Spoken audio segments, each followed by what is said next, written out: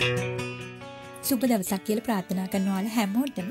අදත් ගොඩක් ආදරෙන් පිළිගන්නවා ඒෂියන් කිචන් YouTube channel එකට. ඉතින් අද මම ගොඩක් රසට වම්බට සම්බෝලයක් හදනවා. මේක අපිට හදාගන්න හරිම ලෙහෙසි පහසුයි වගේම ගොඩක් රසයි. ඒ වගේම බත් එක්ක අපි කන්න හදන ඕනම කරි එකක් එක්ක මේක හොඳට ගැලපෙනවා. ඉතින් මෙන්න මේ දේවල් ටික තමයි මම අද මේ රසවත් වම්බට සම්බෝලය හදාගන්න අරන් තියෙන දේවල් ටික. ඉතින් එහෙනම් අපි දැන් බලමු මේ රසවත් බටු සම්බෝලය අපි කොහොමද හදාගන්නේ කියලා. මම මෙතන මෙන්න මේ වගේ සාමාන්‍ය පොඩි ප්‍රමාණයේ වම්බටු ගෙඩි 3ක් අරන් තියෙනවා. මම අරන් තියෙන ලංකාවේ තියෙන වම්බටු එක නන් නෙවෙයි. නමුත් අපිට ඕනම වම්බටු වර්ගකින් මේ රසවත් සම්බෝලය හදාගන්න පුළුවන්. මම මේ වම්බටු ටික කලින්ම හොඳින් සෝදලා වතුර හොඳින් පිහදාලා ඉවත් කරගෙන තමයි අරන් තියෙන්නේ. මම දැන් මෙන්න මේ විදිහට මේ වම්බටු ගෙඩි 3 මේ වගේ පොඩි තීරු වලට කපා ගන්නවා.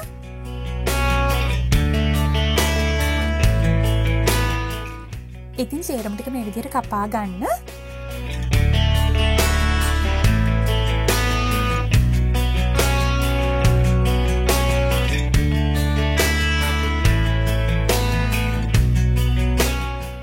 ඊට පස්සේ මේ වගේ භාජනයකට වම්බටු ටික දාගෙන කහකුඩු තේ හැඳි භාගයක් වගේ ප්‍රමාණයක් මම මේකට දා ගන්නවා.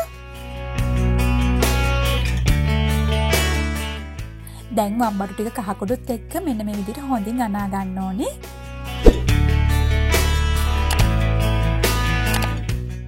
ඉතින් ඊට පස්සේ අපි දැන් මේ වම්බටු ටික තෙලේ දාලා බැද ගන්න ඕනේ.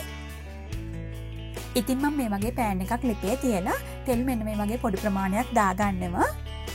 තෙල් ගොඩාක් දා ගන්න ඕනේ නැහැ. මේ වගේ සාමාන්‍ය ප්‍රමාණයක් දා ගන්න.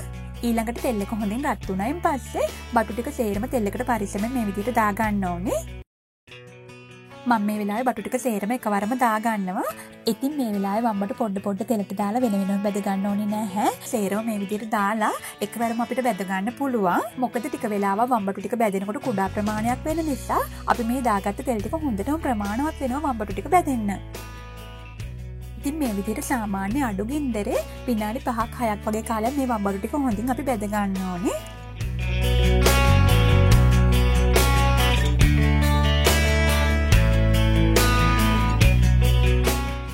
මේ වෙලාවේ ඕනිමට වඩා කර ගන්න එපා. මෙන්න මේ වගේ සාමාන්‍ය මට්ටමට බටු ටික බැදුනහම තෙල් එකෙන් ඉවත් කරගන්න. දැන් බටු ටික තෙල් බේරිලා හොඳින් දෙවෙනකල් මේ විදිහට පැත්තකින් තියන්න ඕනේ. ඊළඟට අපි බැදගත්ත වම්බටු ටික හොඳින් නිවුණායින් පස්සේ මෙන්න මේ වගේ බෝල් එකකට මම දා ගන්නවා. ඊට පස්සේ මම මේකට මේ විදිහට චූටියට කපාගත්ත රතු ලුණු ගෙඩි 5ක් 6ක් වගේ ප්‍රමාණයක්, තක්කාලි ගෙඩියක්, ඒ වගේම මේ වගේ චූටියට කපාගත්ත අමුමිරිස් කරල් දෙකකුත් දා ගන්නවා. දැන් ඊළඟට අපේ රසයට අනුව ලුණු ටිකකුත් එකතු කර ගන්න ඕනේ. ඒ වගේම ගම්මිරිස් කුඩු තේ හැඳි කාලක වගේ ප්‍රමාණයකුත් මම දා ගන්නවා. දැන් අවසානයේට මෙන්න මේ වගේ පොඩි දෙහි කෑල්ලක ඉස්ම පොඩ්ඩකුත් මේකට එකතු කර ගන්න ඕනේ. ඉතින් දැන් මේ සේරම ටික එකට මේ විදිහට හොඳින් කලවම් කරගන්න. ඉතින් මේ වෙලාවේ අපිට ඕනේ නම් උම්මලකඩ ටිකක් ඒ වගේම හොඳින් බැදගත්ත හාල් මැස්සෝ ටිකක් උනත් අපිට මේකට දාගන්න පුළුවන්. නමුත් ඒ කිසිම දෙයක් එකතු කරගන්නේ නැතිව මම අද හදාගන්න විදිහටත් ගොඩක් රසට හදාගන්න පුළුවන්. ඉතින් අපි දැන් මේ රසවත් බටු සම්බෝලේ හදාගෙන ඉවරයි.